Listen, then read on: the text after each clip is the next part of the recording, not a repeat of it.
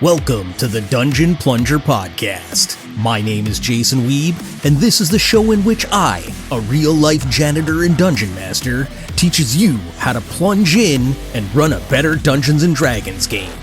Without further ado, let's plunge into this week's episode. How to wing it and influence people. Hit it! Welcome, Dungeon Plunger Union members. How you doing today? Well, we're back with another episode. Ready to rumble your eardrums. Hi-yo! What have I been up to? It's been another week, and that means that I've been doing stuff. Or has it? First things up, I have, as of this recording, finished the book 1 of Masks of Nyarlathotep, and I've got a bunch of calls talking about masks today, and so we'll definitely get into that. The other thing was Carl from the GMologist Presents sent me a link to a YouTube channel called XP Lovecat, and this is a woman who basically ran the entirety of the 7th edition version of Masks of Nyarlathotep and gives advice on running the entire campaign. So I put that into the show notes so you guys can find it. But man, it is comprehensive.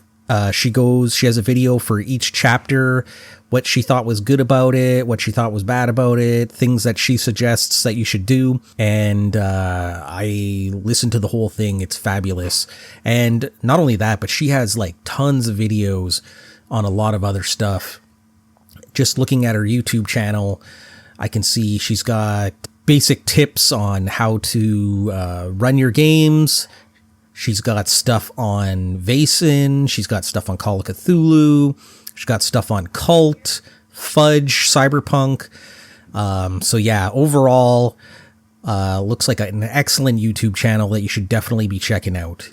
So thank you very much, Carl, for hooking me up with that. Friday night, I played Magic as usual, did my little Commander game that I enjoy. I don't know how many of you guys follow Magic, but I have just been feeling completely overwhelmed with the amount of sets they've been putting out. It feels like they come out like every 3 months now, and I just, financially, it's just difficult to keep up. But like, game-wise, the number of mechanics, the number of new cards, it's just unbelievable. And the power creep just seems to be going up. This new set, Dragonstorm, Tarkir Dragonstorm, just seems like a super powerful set. And, you know, it just feels discouraging because I'm kind of like, like I don't want to pay to play, you know? And at the same time, like I don't necessarily feel like the people in my game group are necessarily doing it to pay to win kind of, idea. But at the same time, it's like, what are you going to do? Tell them like, stop buying cards, like they have every right to buy cards. They want to play them. If they've got the extra income to do it, then go for it. I don't know. I think I might start to take a back seat on that. I'm not 100% sure. And especially with the way things are going in terms of prices, everything is going up these days. So yeah, I got a bunch of calls this week. We shall plunge into the Mimic mailbox.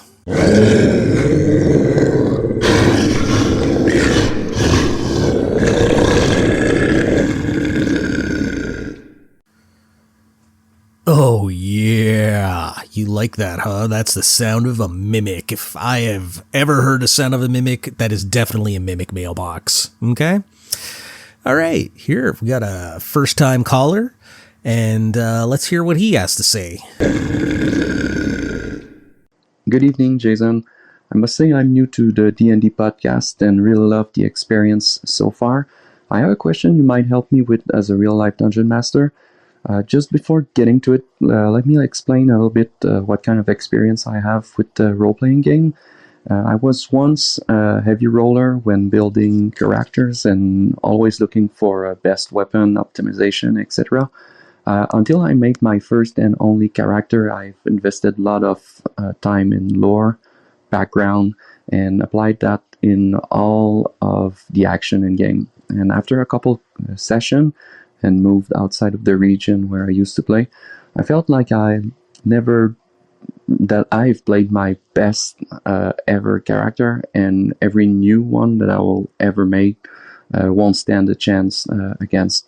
So to get back to the question, what an experienced dungeon master could say to a player who set aside his dice for multiple years ago, fearing he couldn't beat his past game to get back into role playing.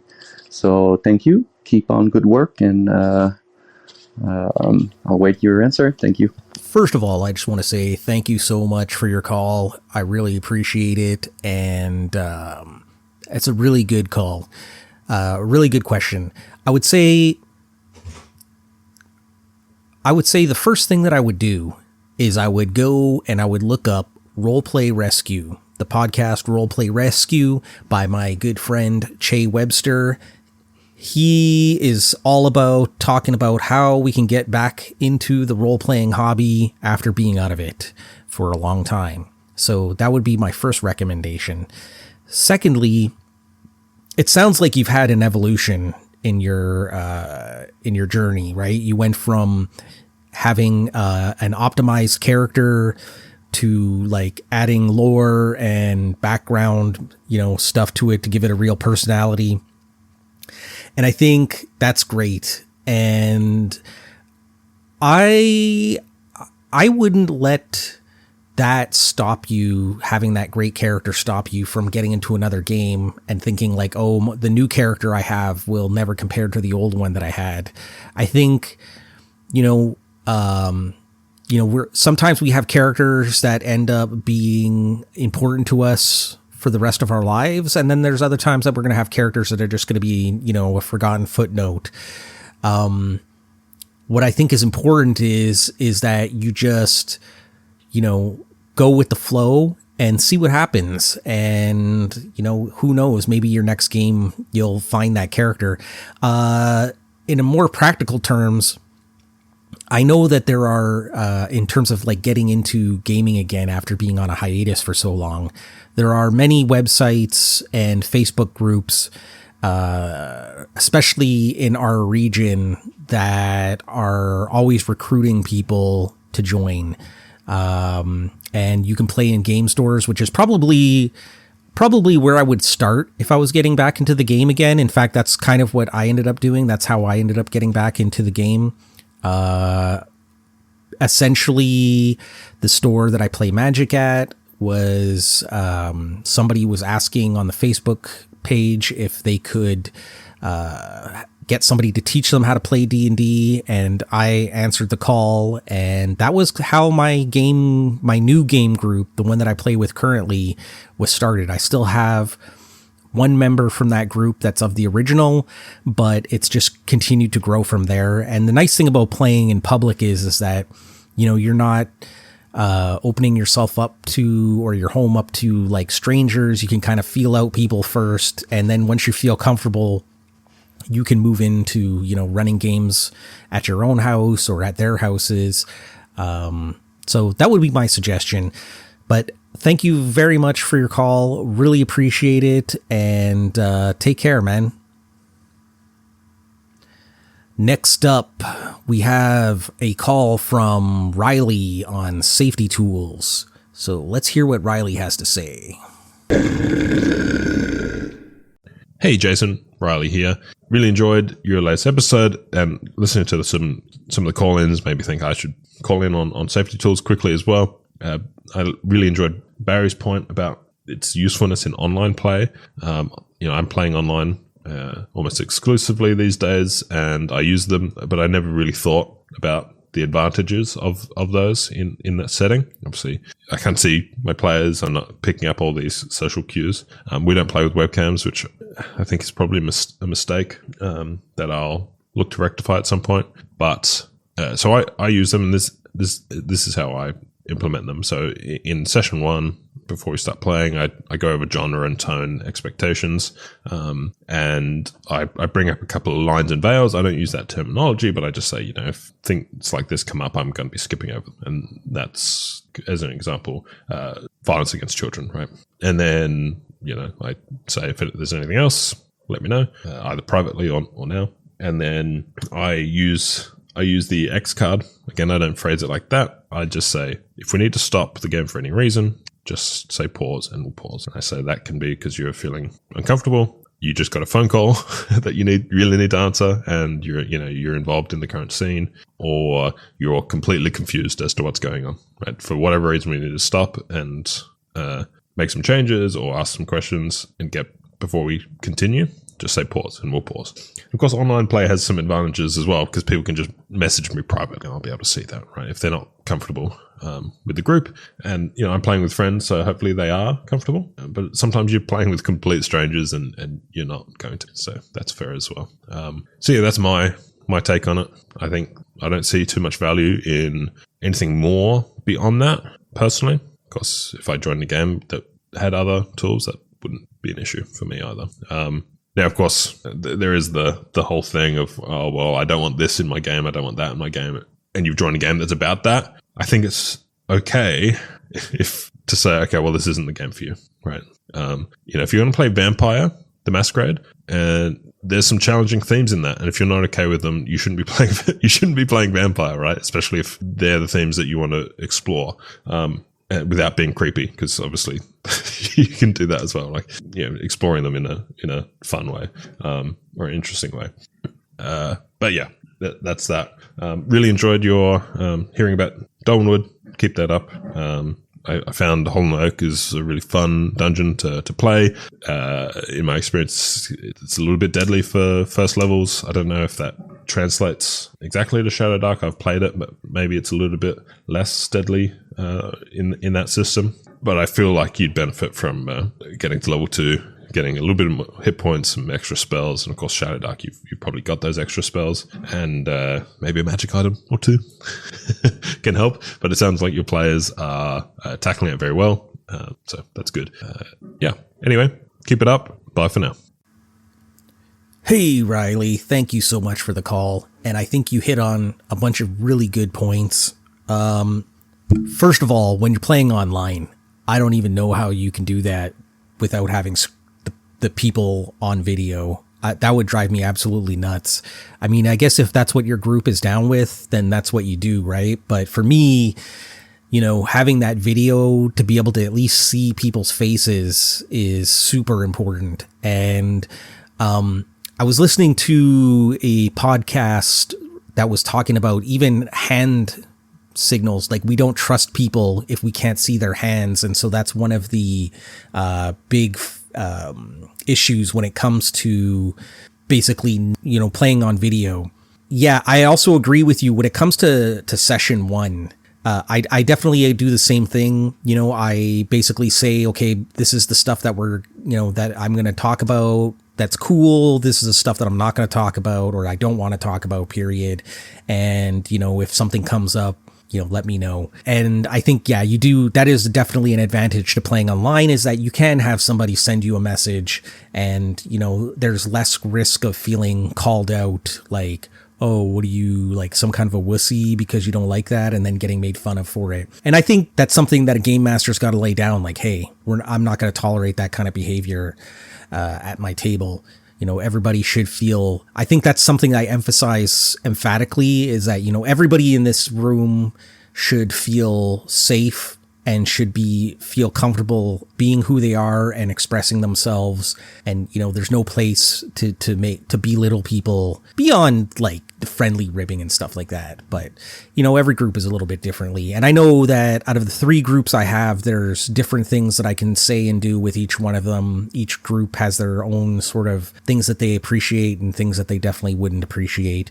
Specifically like when I run Deadlands or when I run Call of Cthulhu, like one of the things that for me, it's like, listen, I know maybe historically racism and, misogyny to women and all that kind of stuff was tolerated, but that's definitely not something that I'm going to tolerate at my tables. And I don't even want to deal with that, so if it's not historically accurate, then, I don't feel like that's a loss in my games. There's some things I don't think are worthwhile representing in the game. We're here to have fun, not necessarily, accurately historically recreate certain things. And I also agree when you're talking about like certain games not being for everyone. You know, for example, Cult is one of those games that I really want to play, but I know that it has some very serious themes and horror involved in it. And I think I would have to be very careful about the group that I chose to play that game with. So yeah, good point there. I think it's okay. Like, hey man, not everything is meant for everybody. So that's cool. And as far as Dolmenwood goes, I'm still, man, I really want to get the complete set, but I'm just, the money. As far as the Hole in the Oak, its deadliness, and how it relates to Shadow Dark. So I basically did a conversion, on the fly. It's pretty relatively simple. And as far as it being dangerous, so like I've boosted hit points in my game right from the beginning. And also the players have a bunch of magic items that they've already gotten. And then of course spells, they have access to casting, like repeated, it's like roll to cast. It's not a fire and forget fancy and magic. And also, I give them Deathbringer dice, which is something Professor Dungeon Master talks about. And that also reduces the deadliness. So, because I'm not a killer DM. It's not in my blood. And, I'm more about running a fun game than trying to, like, beat the living tar out of my players. So thank you so much for the call, Riley. Glad that you're enjoying the show. Let's move on to the next caller. We got Joe. And Joe's got a bunch of different things to say, and let's hear what they are. Yo, what up, Jason? So now that Barry has given his seal of approval, I felt it was appropriate for me to call in. Anyway, man, just listening to your latest 2 episodes, which I think are episodes 7 and 6. And I'm listening to 6 where you're given your... I will try not to swear on your show because I know that's what you're going for, where you're giving your sort of RPG horror stories, right? And one, I want to say for that first one where you got mad because your fellow player yelled at you and the dungeon master was laughing, that sucks, and that sounds like you had every right to get mad. I would add that maybe the dungeon master wasn't laughing at you, just at the situation, because from an outside perspective, that's funny. I've had players do crazy stuff that ended up in their character's death in like wild way. I had a guy fail an acrobatics check, fell off a log and drowned in like a 1 foot deep creek because he only had like 2 hit points. Like he was running away from a bunch of orcs. He tried to run across a log, failed the acrobatics check, fell in the water, went to 0 hit points and died. And I laughed. It was just a crazy experience. I wasn't laughing at him. I was just laughing, cause it was funny, man. But the fact that you're self-aware now and you recognize those things in yourself is huge, man. That's a huge step. There are so many people in the world who would take those, situations that you described, those first 2, and I'll get to the third one in a second, but those first 2 situations you described and say it was completely the other person's fault. I didn't do anything wrong. I'm perfect. They suck. But the fact that you recognize that in yourself is awesome, man. That speaks so highly of you. So congratulations on that. As far as the third story goes about the, invading the Loth temple and killing the newborn babies and stuff and the safety tools and stuff. Yeah, I don't know if you know, but I'm running Wrath of the Righteous for Pathfinder, and we're getting through up to the 6th book. So I've been reading through the 6th book, and slight spoilers for a monster in the 6th book of Wrath of the Righteous. But there's a monster. I won't even give the spoiler. There's a monster in there that I had a distinct inkling would upset one of my players deeply, because I know my players really, really well. We talk all the time. And especially this particular player, I know her very, very, very well. And I had a feeling this monster would be bad news. So I called her up and I said, hey, I want to talk to you about something, and it might be upsetting. And she took a breath and said, okay, I'm ready. What do you got? And so I said, okay, there's this monster that this is what they're like. and I think that's not going to be good for you. And she took another breath and said, yes, that I wouldn't want that in the game. Thank you for talking to me about it. Thank you for telling me. Thank you for telling me in the way that you told me. And so it's a super easy fix, right? Like now I just go to that monster and I just totally reskin him. I don't have to change any stats or anything. Just reskin the monster. No problem whatsoever. Super easy peasy. They won't even notice when it happens. And so like you were saying, communication is key. And knowing your play, it's hard these days because a lot of people are playing with folks they don't know, you know, or you don't talk to very often. So it's a little tougher. So that's when safety tools do come into effect. But like, you know, if you're playing with someone all the time and you talk to them all the time and you care about them, yeah, man, communication is just key. So awesome stuff, Jason. Congratulations on podcasting. Like BJ said, welcome to the Anchor Sphere, man. We are happy to have you. Yeah, that's it, man. Oh, last thing before I go, Massive Nyarlathotep, however you say that.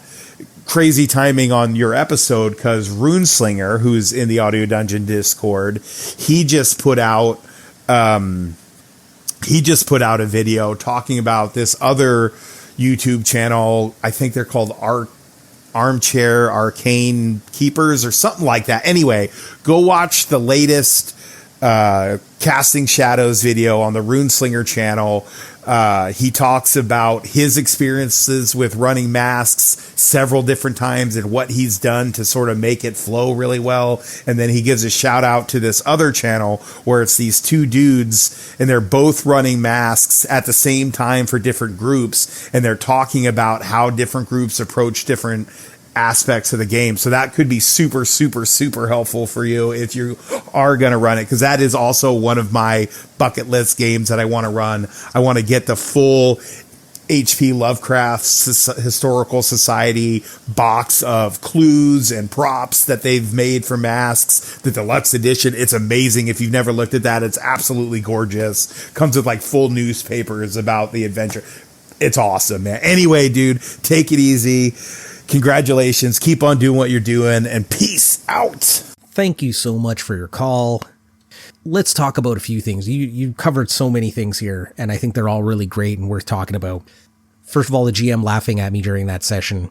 Yeah, you know what? In retrospect, after I recorded and I was thinking about it, and I was like, you know, he probably was just laughing at the situation, and my recollection of the situation made it feel as if he had been laughing at me that whole time.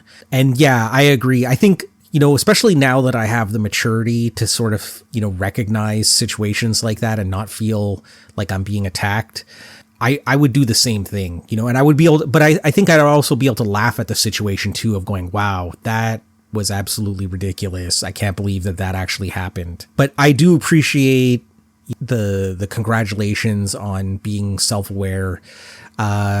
Yeah, I think it's a challenge, right? Everybody, we grow at different times. We learn things at different times. I just didn't want to I got tired of blaming other people for the world around me. I was a very angry kid, very angry young man. And, you know, at some point in my life, I decided, hey, you know what? I got to start taking accountability and taking responsibility for things in my life.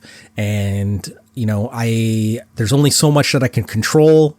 And, you know, how I react to things is one of those things, right? You know, safety tools, that's another thing where I'm really surprised on some level because when I started talking about safety tools, I thought I was going to get a lot of pushback from people going, oh, safety tools, like, okay, they're, you know, millennial. Oh, I need a safe space. You know, I think it's just a part of maturing, right? And kind of realizing that, hey, we don't need to be rough with each other. That, you know, we can have taking consideration for other people is an important thing, and especially in a game and in an environment that's as social as this one, right? It really is a team sport, and, you know, respecting everybody around the table is a big part of that. And I especially agree, I think there is a big distinction between playing with a group of people that you know versus a group of people that you don't know. So whether you're playing online with people that you've just met, or you're going to conventions, or you're just starting out with a new group, those are the real tricky situations where like anything could kind of happen. And so, yeah, I think that's where the real value of safety tools can come into play. But I think, again, it doesn't have to be one of those things that has to be super complex, right? And I love your story about the person in your group and how you handled that situation. I think, that's exactly the kind of, responsibility that we have as game masters, just to sort of recognize, like, hey, is this, this might cause an issue at my table.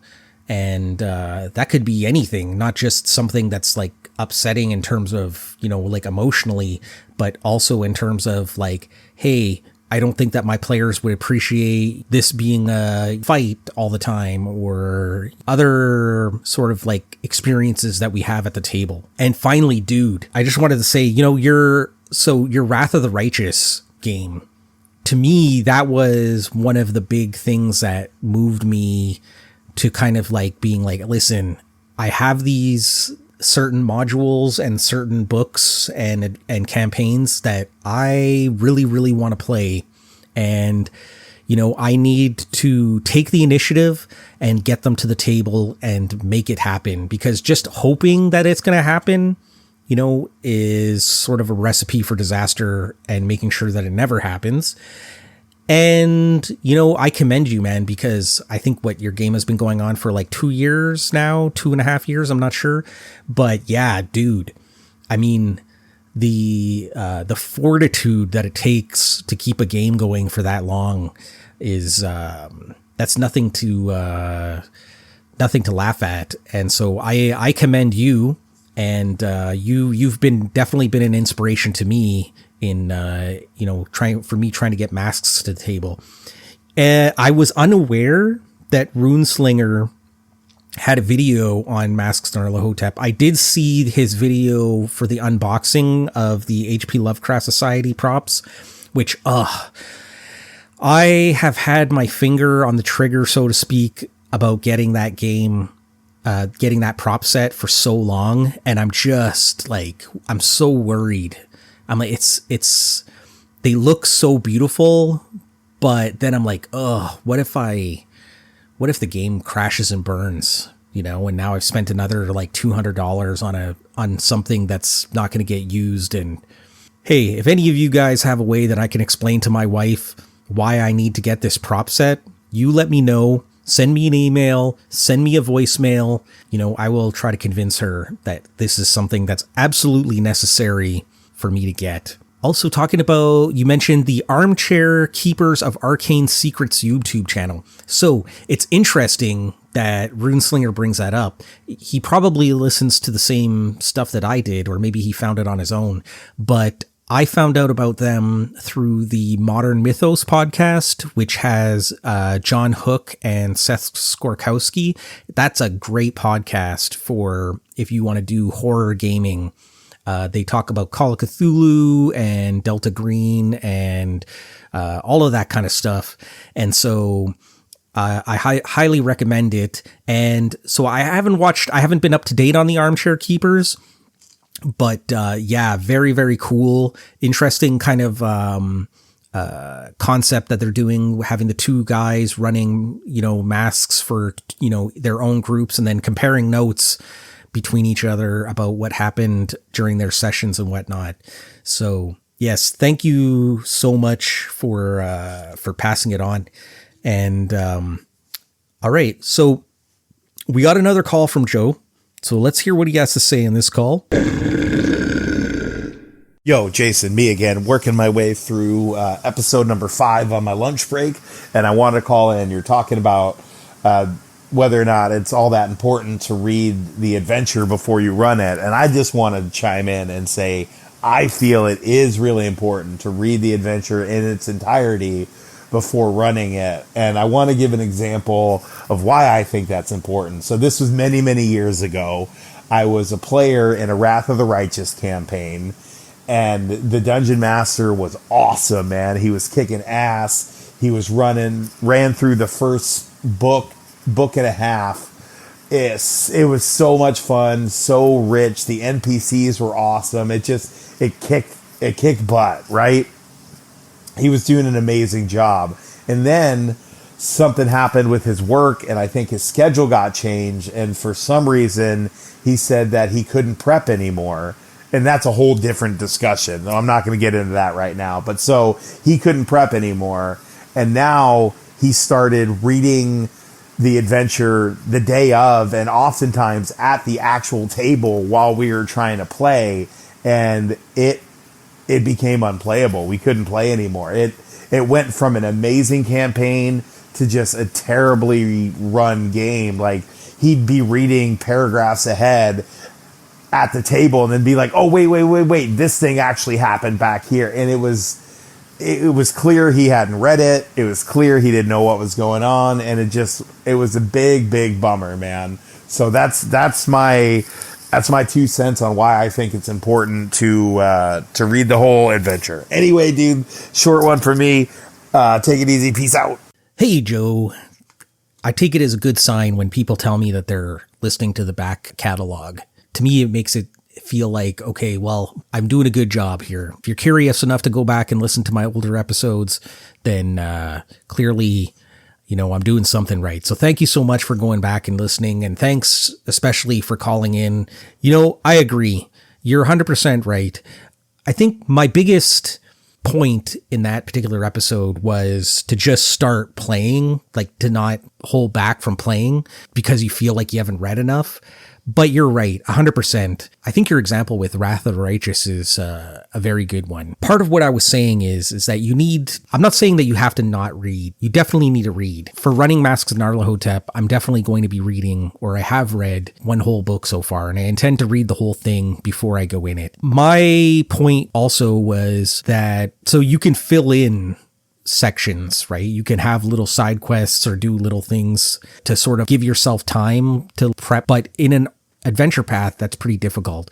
The adventure paths, at least the ones that I've seen, tend to not give you a lot of opportunity to sort of stopgap, if you wish. You kind of, one thing leads to the next. They're, in a lot of ways, they're a railroad, and it's sort of expected that, one step is going to follow the next in a logical sort of order. Obviously, not every adventure path is like that, but generally speaking, they're trying to tell a story, right? Yeah, I agree. And yeah, I think that's a great topic about preparation, and, maybe I'll talk about that later on, or I think I definitely will talk about that later on. But yeah, that sounds like a major bummer, dude. And you bring up a great point. That's all the calls we have today. I really appreciate the calls that we got from our first time caller, and from Riley, and from Joe from Hindsightless. Check out his podcast.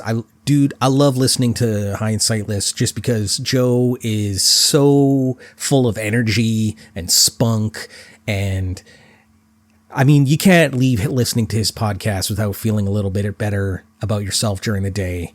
Keep up the good work, guys. Thank you so much for your phone calls. Let's get into the main topic, which is how to wing it and influence people. Let's get it on. How to wing it and influence people. Jason, why do you always need to be so arcane? Why do you need to wrap everything in such mystery and strangeness? Esoterica, if you will. I mean, I guess that's just the kind of guy I am. But what is this topic? How about I preface it with a little story. Early on, I was still a young man. This was probably sometime in the early 2000s. And I never went to university, but one of my friends did.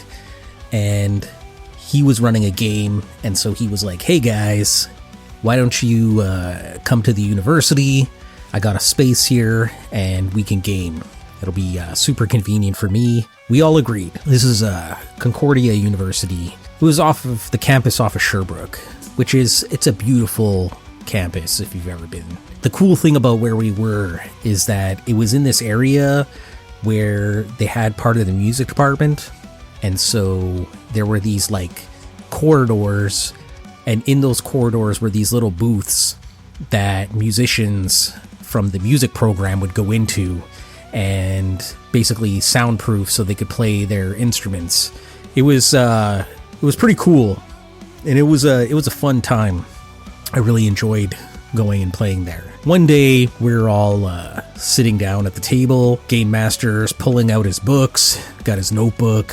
One of the first things he does, as we're all like getting our character sheets out, and he pulls out the 3rd edition monster manual, and he starts flipping through the pages. And he's like, okay, well, I found a monster, and so I'm ready to do tonight's session. And I was like, are you for freaking real, my dude? Like, that's your session planning? Like, you just open up the monster manual and pick a monster, and then that's it, we're just gonna do it? That was pretty crushing. It just felt like, why? What am I doing here? If this guy didn't take the time to plan out his session and stuff like that. And in some respects, I mean, you gotta commend the guy for being able to run a session with just a entry for the monster manual. But I always felt like you needed to spend a lot more time prepping your game than just immediately sitting across from your players, picking the monster out, and then rolling. This guy was an experienced game master. I mean, this wasn't the first game he'd ever run. He'd run many games. In fact, Cyberpunk 2020 was probably the game that he was best known for, and while I only got to play a couple Cyberpunk 2020 games with him, people genuinely loved the game that he ran. So I found this all a little surprising. Ultimately, what this is about, that ultimate and perhaps an advanced skill that you need to have as game master, and that is called winging it, improv. Maybe you could think of another term. Let me read a little quote here from Dungeon Magazine, issue 128. It's an article written by Monty Cook from Dungeon Craft called Winging It. I quote, "Some people believe that a key to good DMing is winging it, which I agree with. However, some take the idea too far. In fact, these DMs contend that a good DM doesn't prepare, he just makes it up as he goes along." Further down, he continues on, quote, "The worst part of this belief is that it implies that people who prepare are somehow lesser DMs." If you don't know who Monty Cook is, he is a prolific game designer. He's one of my favorites. He was one of the designers for 3rd edition Dungeons & Dragons. He worked at Wizards of the Coast, and then later on he started his own company called Malhavoc Press, where he published his Tolis books, and he also published his Arcana Evolved game and a host of other like very cool books during the 3rd edition era of the game. Later on, he would come back to Wizards of the Coast to work on Dungeons & Dragons 5th edition, but then shortly left to start his own game company, again, this time called, aptly enough, Monty Cook Games, where he created the Cypher system. And that is a very popular game line. I've played the Cypher system. It's very cool. So to say this guy knows what he's talking about, essentially, is an understatement. He's one of my idols, and I don't say that lightly when it comes to running role-playing games, writing role-playing material. Like, he's just, in my eyes, he's the master. He is the one that I look up to. And if he says these things, then I'm extremely inclined to believe it. Later in the same article, he says, and I quote, "That said, even the best prepared DM can't plan for every contingency. There are times when every DM has to wing it." It took me a long time to understand this concept, because I always felt like, well, do you really need to wing it if you are running a pre-written scenario? I mean, everything's there, right?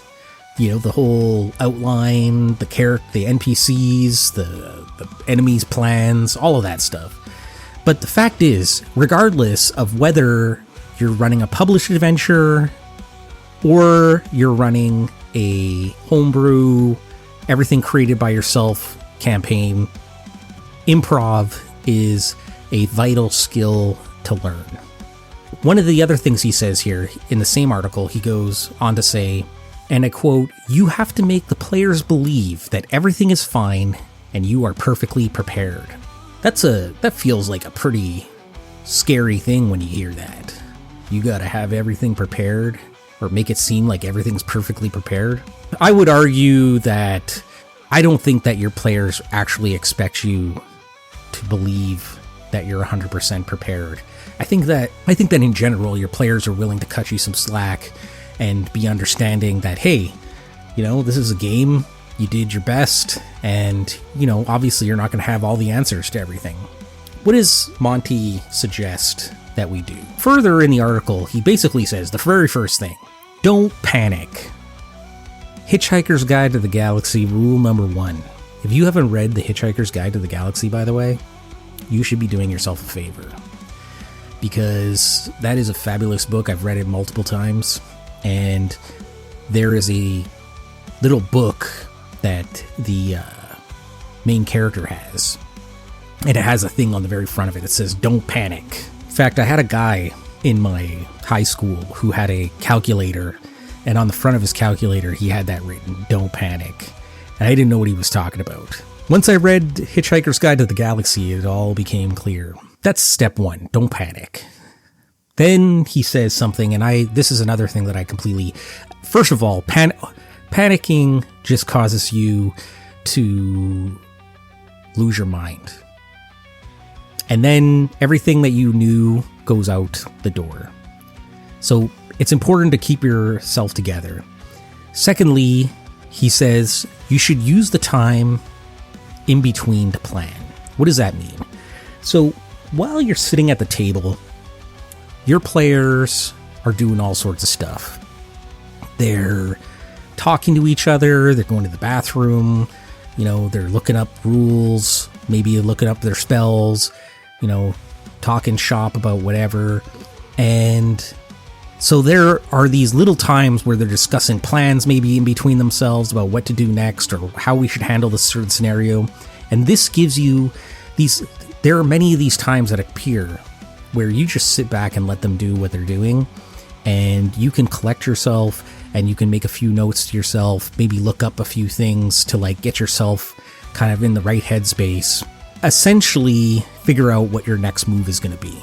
Interestingly, one of the other things that Monty says in the article is that there is no rule in the book that says the DM has to be honest with the players. Now, what I think he means by that is that obviously you should be honest with your players in terms of the rules and, those sorts of things. But when it comes to your preparedness at the game, you don't need to tell the players anything.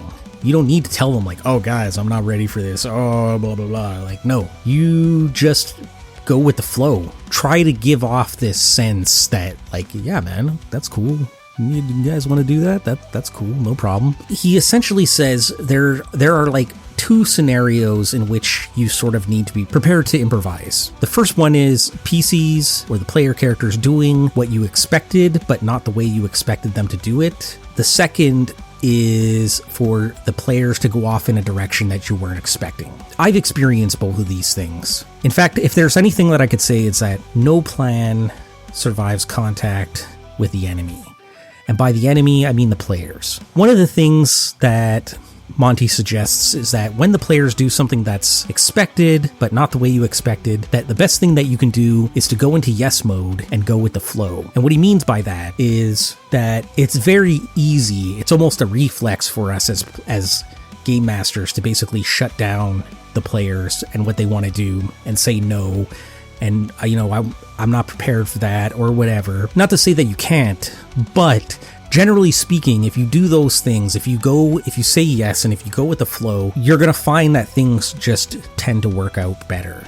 The second thing is that the PCs go off in a direction that you weren't expecting, meaning that, this wasn't the adventure that you had planned. And what he suggests in this case is that if the players throw you a curveball, that you should throw a curveball back at them, which I thought was very interesting. And essentially what he's saying is that there's things that you could do where you can put something in front of them to sort of buy yourself some time, come up with the next leg of what they're going to do. So for instance, saying they want to go and do this thing that you weren't expecting, you could have an NPC who they owe a favor to show up at that moment and sort of, say, hey guys, remember when you said that you'd do whatever you needed to do to help me out down the line? Well, like I'm calling in that favor now. Or the other thing you could do is have an old enemy appear that sort of like, stops them from kind of doing what they want to do.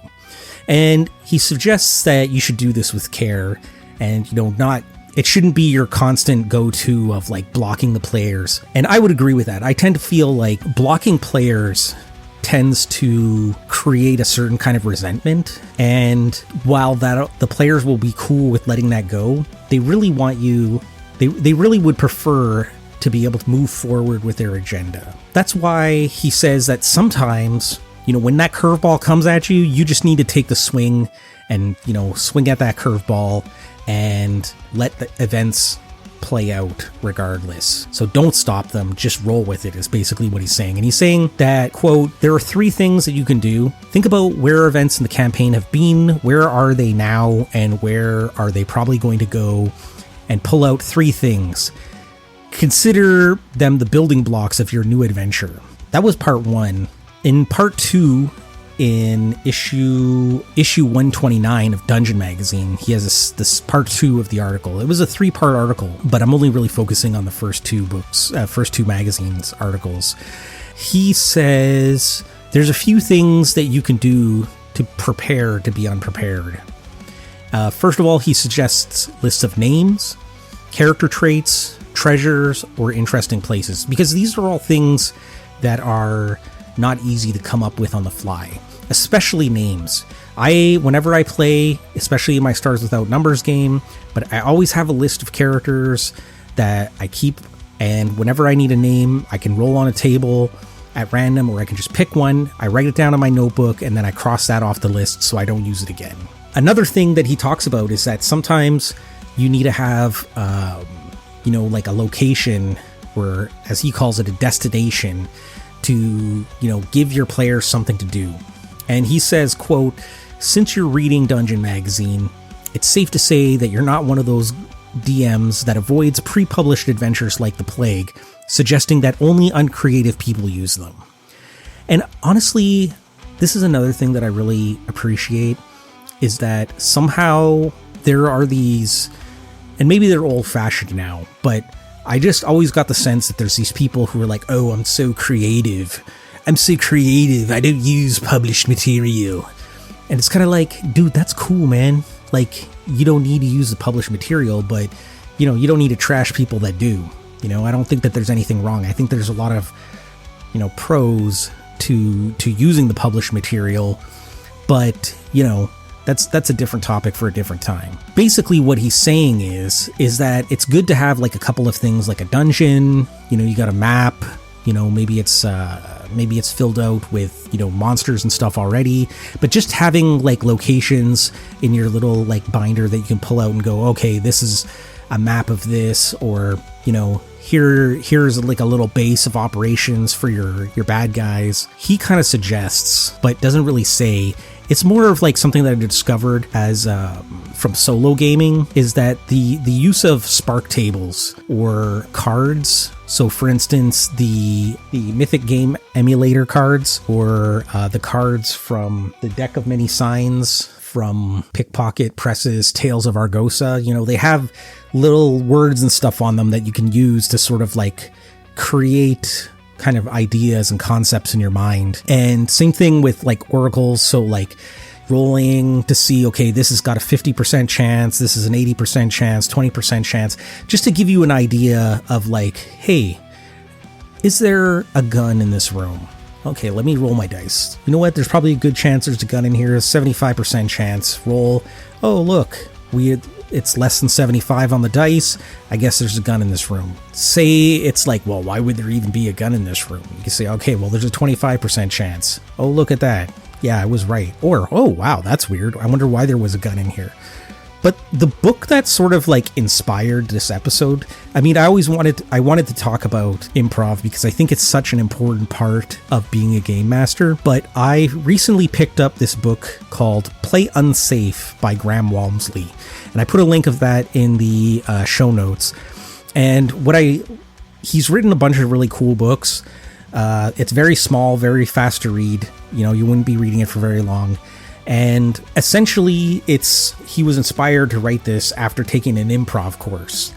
And it's something that I've always wanted to do as a game master, because I feel like that's got to be super helpful to sort of have that tool in your belt, so to speak. So one of the things that he says is, he goes that he believes that we take the game too seriously and that we work too hard to try to make the game good. He also includes players in this. He says that players should stop trying to plan out their character arcs and just go with it. Essentially, he says that, and I quote, "If you're striving to scale the heights of awesome, we don't see awesome, we see you trying. Stop trying, aim to be average, and you'll enjoy yourself more." There was a few other things. So the thing that I like about that is that essentially what he was saying is that there's evidence to suggest that high performance athletes don't think about that they're doing something extraordinary. They just see themselves as just doing what they've been training to do. And so that essentially, even though these guys are extreme athletes, the best in the world at what they do, they're not trying to be great. They're just doing. And so that's sort of what we should be doing as players, is that we should just be doing. Ultimately, isn't that the goal, is to just have fun and enjoy ourselves? I think this applies to both game masters and players, but it's like, do the obvious. So many times we get into these situations where it's like the players will back us into a corner as a game master, and we'll be like, oh my God, I don't know how to handle this. What am I supposed to do? And I think, again, don't panic, take a step back, think about it, and then the obvious answer is the thing that you should be doing. It doesn't need to be complicated. It doesn't need to be like some sort of mind-blowing thing. You just need to do the next step in the process, right? That will suggest itself. Another concept that he talks about is to build on each other's ideas. So this applies, I think, both to game masters and to players, is that, if your players say something, then you should be trying to say yes. You should try to be adding onto those ideas. He says, and I quote, "Trust the other players. Trust they're good. Trust they like you.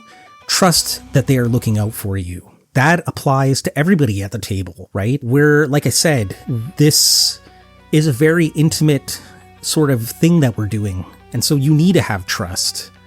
And you need to be able to trust that the people are going to have your back and come up with something to make the game fun, and that they're not trying to sabotage it. In terms of, I think that's one of the things that I really like about this Play Unsafe book, is that it really focuses both on player and game master. It doesn't just single out the game master. And I think that's key in the game, is that we're doing it together, and it's not just the game master's responsibility to keep things rolling. And so another concept that he talks about is to reincorporate ideas from earlier in the session or campaign. And, I think that adds a certain verisimilitude to the game and keeps it interesting, and those callbacks will make people go, wow, that was awesome. So the last two things before I wrap this up is that he says, take risks. So, quote, "Often we play carefully, afraid to fail. We sit quietly, afraid to take risks in case we play wrong." That to me is really profound, because this idea that we would be able to play wrong just seems so strange. And yet, if we consider it, I guarantee that we all do this. I think that every single one of us is worried about making a mistake or doing it wrong, playing wrong. And I don't know if that's really possible. I think that's something to take and to think about. And lastly, he says, play with energy. And I think that if everybody is putting their energy into the game, it's going to build up and everybody's going to have a good time. But if you have somebody at the table that's like, okay,